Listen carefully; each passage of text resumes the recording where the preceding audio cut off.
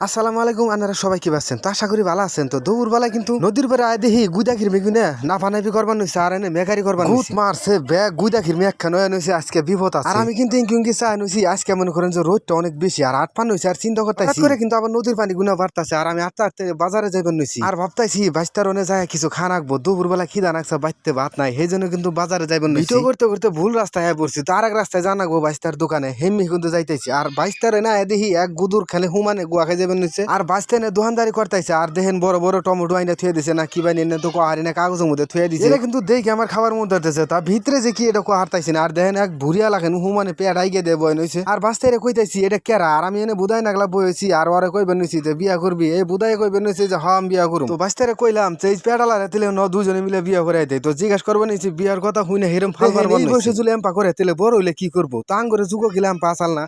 তো আজকের ভিডিওটা কোন দিকে দেখতেছেন যদি একটু ভালো লাগে তাহলে সবাই আমার জন্য একটু দোয়া করে একটা কমেন্ট করবেন।